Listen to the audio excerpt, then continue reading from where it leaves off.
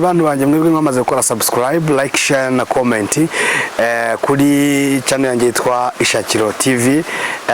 Ntago muri guhema kunyereka ko ibintu bizashoboka kandi bizakunda, kandi abantu uburyo twahisemo nk'Ishakiro gukoresha bwo gukoresha ibimera cyangwa ibyaremwe cyangwa ibidukikije kugira ngo twifashe mu buvuzi kandi ubuzima burusheho kugenda neza. Ndabashimira mwebwe rero muri kumbwira ko ibintu nababwiye biri gukora, ariko ndushobora no kubabwira ngo mubyandike no muri comment kugira ngo abandi bantu nibabibona babone ko ibyo bintu bikora, hanyuma barusheho kutwizera, hanyuma dukomeze kandi bakore ibyo twababwiye kugira ngo nabo bibagirire umumaro. Hanyuma no munsi hano bakumye bampamagara kandi mpamagaye numva icyo kintu twese cyatugirira umumaro muri rusange. Icyo nkora nta kindi nuko nkusubiza muri video ubundi, hanyuma n'abandi bakabiboneraho, twese tukarushaho kwiyungura ubumenyi. Hanyuma ndagushimira rero wowe wamaze gukora subscribe, ariko wowe ugeze hano uri mushyashya ndakurarikira kugira ngo ukore subscribe nimba ubona ibi biganiro bikunejeje, hanyuma ukandi no kukazogera hejuru, ukandi kuri all notification kugira ngo ibiganiro dukora umunsi ku munsi ujye ubibona nta na kimwe ucitswe kandi ubibone mu bambere. Hanyuma sinatangira ntababwiye ngo umwaka mwiza. Hanyuma nsuhuje abantu bose bankurikira bari muri Kenya, bankurikira bari muri Uganda, bankurikira bari mu Bugesera, mu Mutara, abantu bampamagaye bari Musanze, abantu bampamagara bari Nyagatare, abantu bampamagara bari Kigali, bari Nyaruguru, abantu bagiye bampamagara. Nukuri ndabashimiye. Hanyuma rero tujye gutangira umunsi ikiganiro cy'uno munsi. Uno munsi ikiganiro ngiye kubakorera ndavugana n'umuntu ufite amarozi mu nda amazemo igihe kinini. Ndavuga kandi amarozi y'amatamikano niyo ndi kuvuga uyu munsi, niyo ndibuze kuvugaho. Hanyuma ibirozi bakuroze waragerageje biranga, kukuvamo byaranze, barakuroze ntuzaho warogewe, mwari mu birori se, mwari mu bukwe, mwari ahantu hatandukanye, mwari wasohokanye n'inshuti ugira ngo ni inshuti nzima, uko byari byagenze kose, ese n'umwana wawe bagaburiye, n'umugore wawe, n'umugabo wawe, n'inshuti yawe se. Hanyuma nicyo tugiye kuvugana, amarozi niyo yabakumazemo igihe kinini. Aba bantu b'abarozi ni abagome, bafite ukuntu ibi bintu bakuroga mu bintu wariye, mu bintu uriye, ibi bintu bakuroga bafite ukuntu, mwihangane mikoro ivuyeho kandi magira ngo amajwi muyumve neza. Hanyuma bafite ukuntu bakuroga ibi bintu bakuroze bikajya byikora bikamara amezi 5 bikujegeje, ukanaryama ku buryo no kuva mu buriri byanga n'akazi ntongeye kugakora. Ejo bundi bikazongera bikakujijisha, bamwe bakakurangira ngo uranywa amakara, ngo uragira gute, ngo ibintu wapi. Hanyuma bikamara amezi 3 bikakuzengereza, hanyuma bikongera bikamara ukwezi bidahari, bikazongera bikagenda ukumva birongeye biragarutse. Burya nikikubwira ko biba bikikurimo bikiri mu nda. Ibyo birozi rero iyo bitinze bikagutindamo, biragenda bigakura bikagukuriramo, bikazana icyo bita umusatsi, mbega bigashokonkora ibyo birozi, mbega ubwo burozi bukuri mu nda. Iyo ugiye kwa muganga rero nta kindi babona, barakubwira ati rwose turi kubona hari utuntu two twanda turi mu mara cyangwa handi. Kimenya ko nta kindi turi kubona, turabona uri muzima, ariko hari utwanda, hari uduki mu nda, ariko aba ari amarozi ari mu nda.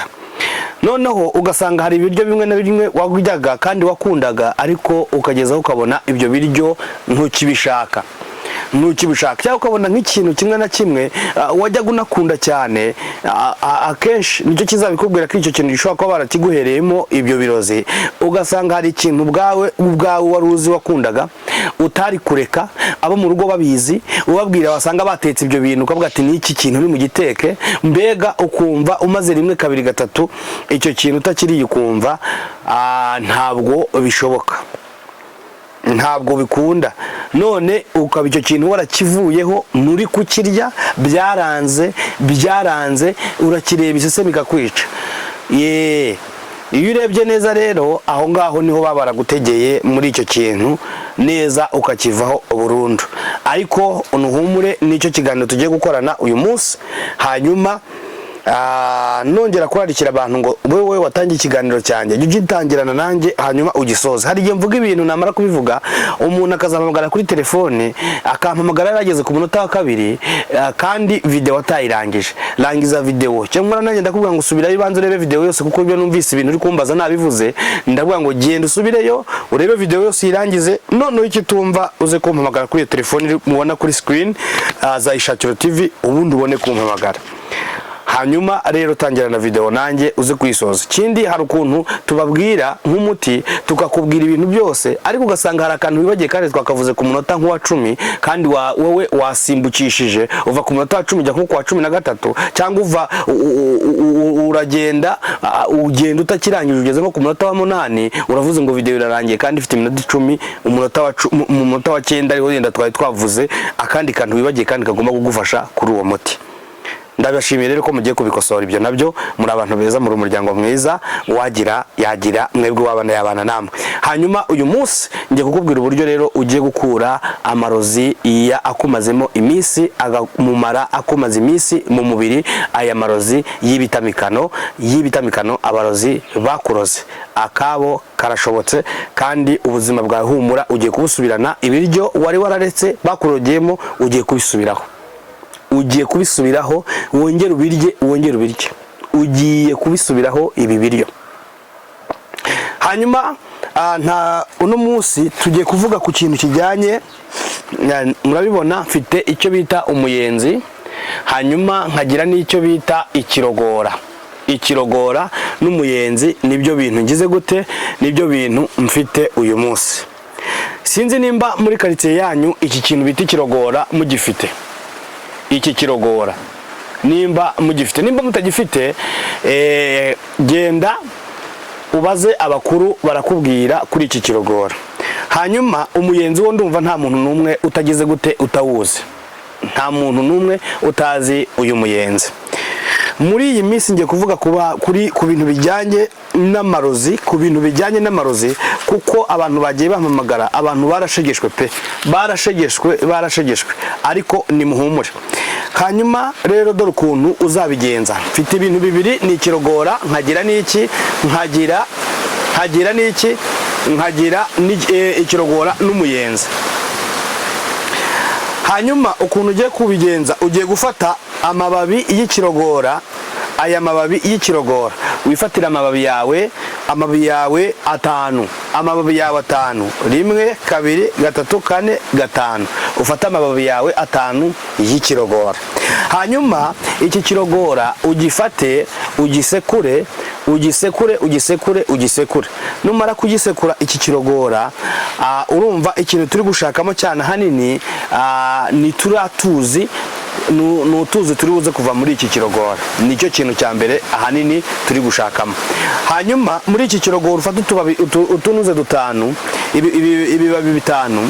Hanyuma nurangiza kubifata ibibabi 5 ufate umuyenzi. Muri kubibona ko uyu muyenzi uba ari mushyashya, ufite amata ari kuvamo none ahangaha. Ikintu rero tuza kwishakiramo twebwe ni aya mata y'umuyenzi, niyo turi kugira gute, niyo dushaka.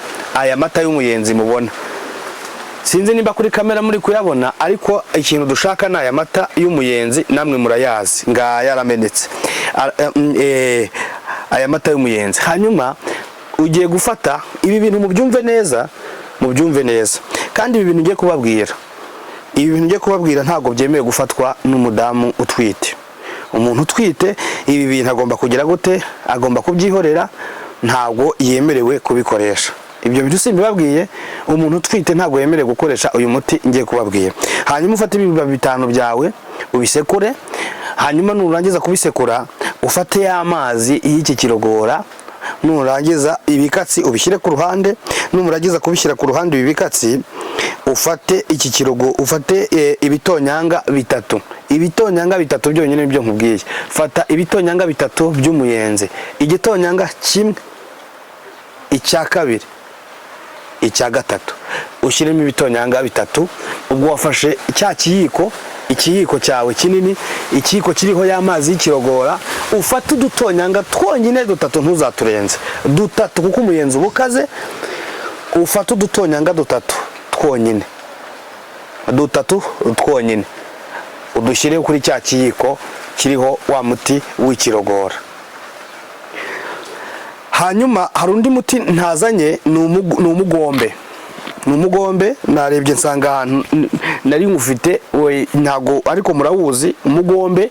Hanyuma ufate umugombe nawo wongere ufate ku mugombe uvugute, nurangiza kuvuguta kuri uyu mugombe, uyu mugombe nawo ufate ikiyiko kimwe cy'umugombe cy'amazi y'umugombe. Ibyo bintu murabyumvise, ufate ikiyiko kimwe cy'amazi y'umugombe. Hanyuma urumva wamaze gukora umuti w'ikirogora n'umuyenzi n'umugombe. Hanyuma ufate iki kiyiko cy'umugombe ukivange muri cya kiyiko kirimo umuyenzi n'ikirogora. Hanyuma ubwo ni ibiyiko bibiri, ikiyiko cy'umugombe, ikiyiko cy'ikirogora. Hanyuma ubivangire mu kantu. Numara kubivangira mu kantu harimo ibitonyanga 3 by'umuyenzi. Hanyuma ibi bintu ugire gute, ubinywe. Nurangiza kubinywa ibi bintu ube witeguye iki? Witegure ugende ufate amasaka yawe. Urangije kubinywa ugende ufate amasaka yawe. Nurangiza amasaka yawe ya rutuku, nurangiza gufata aya masaka yawe ya rutuku, amasaka yawe ya rutuku ninzi nimba muyazi, yandi avamo rukacarara, yandi avamo bwa bugari umutsima w'amasaka, amwe ya rukacarara, amasaka y'umuhondo y'umutuku atagize gute, aya masaka y'umutuku akuze. Hanyuma ntuzafata amamera, ntuzafata iki, amasaka aya ngaya asanzwe akiva mu murima yumye nyine uguze mu isoko cyangwa iki, igikoma cya rutuku, buriya nacyo ubwacyo ni umuti. Hanyuma nurangiza, kuko mu nda bizatangira gucikanamo ya marozi na ubwo burozi buzatangira bumere nk'uri kukurya bicanemo. Hanyuma icyo bita bikora nuko mu nda n'abasirikare bo mu nda icyo bakora birivumbagatanya. Hanyuma aba basirikare bakahita, mbega ni nko gukangura uyu muti, cyo ukora ni nko gukangura abasirikare bo mu nda kugira ngo basohore ibintu byose bitari byiza by'umwanda bive mu nda, mikorobe zose, ikitwa uburozi cyose cyari kiri mu nda. Hanyuma ikizabikubwira nuko uzahita utangira kugira gute, uzahita utangira nyuma y'igihe runaka, nyuma mu isaha imwe uzaba utangiye kugira gute, gushaka kuri toilette. Hanyuma bwa burozi bwose uzatangira kubucisha hasi. Niyo mpamvu ukigenda ukajya kuri toilette inshuro ya mbere, ukabona ugiyeyo utangiye mbega ibyo bita kwirukanka, utangiye kujya kuri toilette. Ugomba kuhita utangira no kugira gute, no kunywa, kugira ngo amazi ataza kugushiramo. Uhita utangira kunywa kuri cya gikoma cya rutuku. Ibyo bintu murabyumvise. Hanyuma ibi bintu, iyi process yose nababwiye uzayikora inshuro imwe, uyikora inshuro ya kabiri. Ibi bintu ndabikora kabiri mu cyumweru, inshuro 2 mu cyumweru. Uzaba ubaye muzima, uburozi buve mu nda yawe, wongere utora agatege. Hanyuma ikizabikubwira nuko bya biryo utaryaga uzahita utangira kugira gute, uzahita utangira kubirya.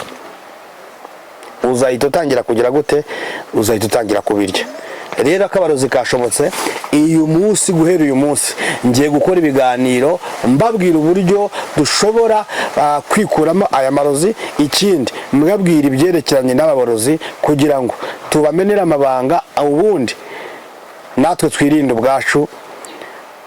Hanyuma numara kubikora ibi bintu nakubwiye ukabona biragukoreye, bantu mwankurikiye, bantu umuryango wishakira, numara gukora ibi bintu ukabona biragukoreye, wari ufite amarozi akumazemo igihe, akumazemo umwaka, akumazemo imyaka 5, akumazemo imyaka ingahe, akumazemo igihe, nawe urabizi, akumazemo igihe,